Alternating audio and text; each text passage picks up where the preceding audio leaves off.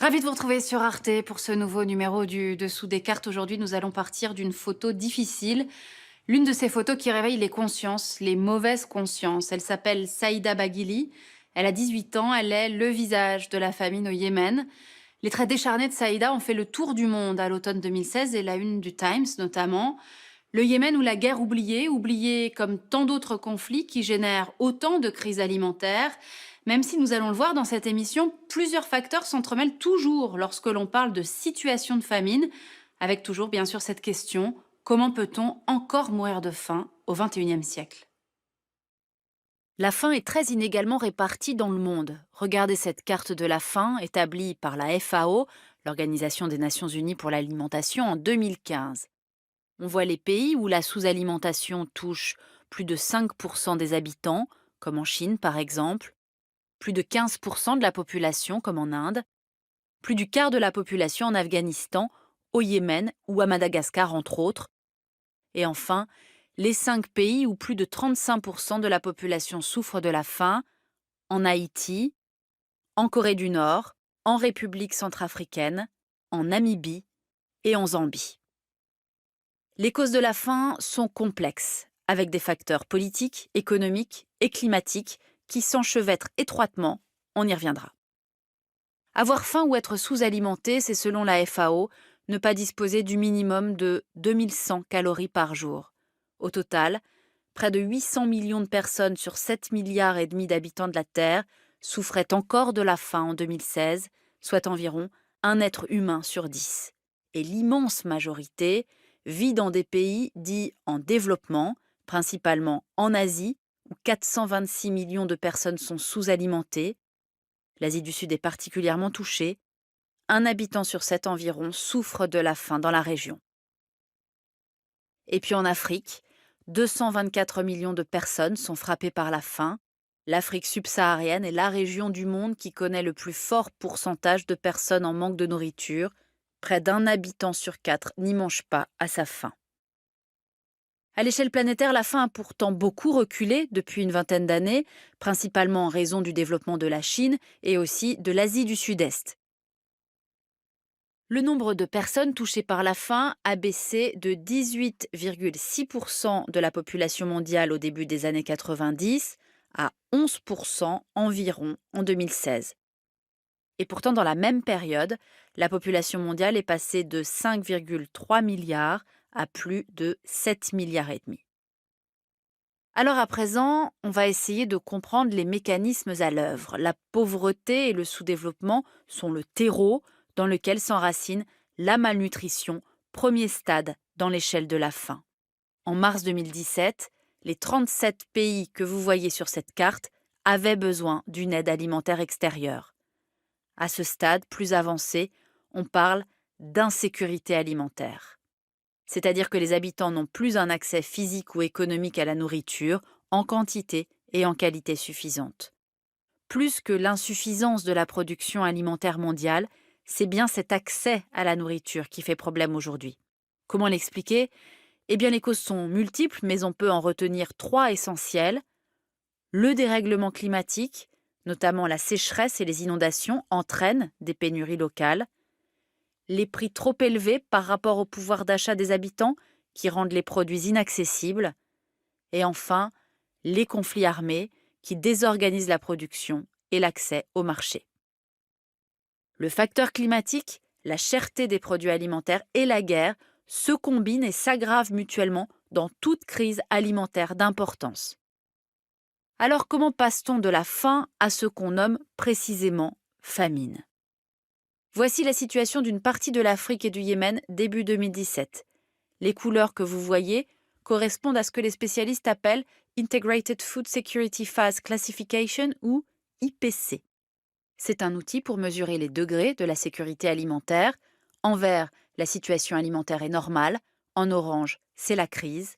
La couleur rouge indique l'urgence alimentaire. En marron, c'est la famine, la pire forme de la faim. Les populations ne peuvent plus se nourrir. Elles manquent aussi d'eau. La mortalité est très élevée, notamment chez les enfants. Début 2017, 50 millions de personnes environ avaient besoin d'aide alimentaire d'urgence. dans une vaste région qui va du nord-est du Nigeria au Yémen, la République centrafricaine, la Somalie et le Yémen se sont trouvés en état d'urgence alimentaire, tandis que la famine proprement dite était déclarée au nord-est du Nigeria, dans l'état du Borno, et au Soudan du Sud. Alors, comment expliquer cette situation? D'abord, tous ces pays connaissent des conflits armés, souvent depuis de longues années. Selon le rapport mondial sur les crises alimentaires de 2017, les guerres sont en effet un facteur majeur dans 9 des 10 pires crises humanitaires de la planète. Au Soudan du Sud, par exemple, la guerre civile dure depuis 3 ans et s'est progressivement étendue sur tout le territoire. Les paysans abandonnent leurs terres et fuient en masse dans les pays voisins. Au nord-est du Nigeria également, les combats entre la secte Boko Haram et l'armée ont fait au moins 20 000 morts civiles depuis 2009. On comptait environ 4 millions de personnes déplacées et réfugiées au printemps 2017. Le Yémen, enfin, est déchiré par la guerre, depuis qu'une coalition menée par l'Arabie saoudite a lancé en mars 2015 une campagne de bombardement contre les rebelles houthis. Ces conflits armés désorganisent complètement la production agricole qui fait vivre la très grande majorité des habitants. De plus, l'aide humanitaire ne parvient pas dans les zones les plus reculées, trop dangereuses d'accès. La sécheresse, en anéantissant les récoltes, a encore aggravé la situation pour les paysans. Vous voyez sur la carte les zones où en 2016, les pluies ont été inférieures de 30% par rapport à la période 2012-2015. On voit qu'au Soudan du Sud et surtout en Somalie, le manque de pluie se combine avec les combats pour amplifier le désastre. Et cette sécheresse sévit pour la 3e année consécutive dans la région. Au total, 12,8 millions de personnes en Éthiopie, en Somalie, au Kenya et en Ouganda connaissent des niveaux très importants d'insécurité alimentaire. La Somalie est une fois encore l'épicentre de cette crise alimentaire de grande ampleur. Entre 2010 et 2012, la famine causée par la sécheresse et la guerre avait déjà tué plus de 250 000 personnes, dont la moitié d'enfants. Mi-2017, l'absence de récolte et les pertes de bétail ont fait fuir des centaines de milliers de paysans vers les villes et les camps de déplacés. Et dans le sud-ouest du pays, une des zones les plus affectées par le manque d'eau, les attaques du groupe islamiste des Chebab empêchaient l'intervention des humanitaires. Alors l'Afrique a connu des famines historiques qui ont marqué les mémoires, notamment au Sahel entre 1968 et 1972 et en Éthiopie au milieu des années 80, 1 million de morts à chaque fois.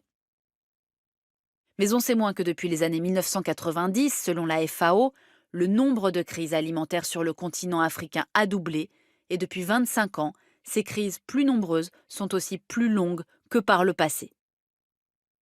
Alors pourquoi? Eh bien parce que pendant cette période, de nombreux pays africains ont progressivement libéralisé leur secteur agricole. Les prix des matières premières agricoles, désormais fixés sur les marchés mondiaux, sont volatiles et sujets à des phénomènes de spéculation. En 2007-2008, la hausse des prix des céréales a ainsi entraîné des émeutes de la faim sur le continent. Les politiques dites d'ajustement structurel imposées par le Fonds monétaire international et la Banque mondiale ont également réduit les capacités des États africains à soutenir leur agriculture. On voit sur ce graphique que la part des dépenses agricoles dans le budget a fortement diminué. Elle représentait environ 4% du budget en moyenne en 2010, très loin de l'objectif de 10% fixé par les Nations Unies dans le cadre des objectifs du millénaire pour le développement. Sans politique agricole forte, l'Afrique dépend des importations pour ses produits alimentaires de base, viande, huile, riz. Le Nigeria était ainsi le premier importateur mondial de riz en 2013. L'ouverture des achats de terres aux étrangers, toujours sous influence des bailleurs de fonds internationaux, a également fragilisé la paysannerie africaine. Dans les pays en vert foncé sur la carte, ces achats fonciers ont dépassé le million d'hectares. En Éthiopie, par exemple, des acheteurs indiens investissent dans d'immenses plantations intensives de roses. Et comme partout sur le continent africain, des multinationales se sont lancées dans la production à grande échelle d'agrocarburants au détriment des cultures vivrières. Alors bien sûr, malgré tout, on l'a dit, la faim dans le monde recule globalement depuis 20 ans. Et jusqu'à peu, on pouvait encore penser que les épisodes de famine diminuaient en intensité et en récurrence, et qu'il fallait davantage se pencher sur les situations de sous-alimentation chronique. Sauf que ces derniers mois, les crises alimentaires au Soudan du Sud, au Yémen et en Somalie notamment ont démontré le contraire. Et l'aide alimentaire internationale n'a pu contenir ces nouveaux drames, faute de dons et souvent de possibilités d'accès aux territoires concernés. Pour aller plus loin, deux ouvrages, celui du grand spécialiste du sujet Jean Ziegler, Destruction massive, géopolitique de la faim, publié aux éditions du Seuil en 2014, et puis Fin zéro, En finir avec la faim dans le monde, de Bruno Parmentier aux éditions La Découverte, un livre qui démontre que l'élimination de la faim relève d'abord de l'action politique. Ainsi s'achève ce nouveau numéro du Dessous des cartes. Rendez-vous bien sûr la semaine prochaine, même endroit, même heure. Et d'ici là, n'oubliez pas notre site internet arte.tv. À bientôt.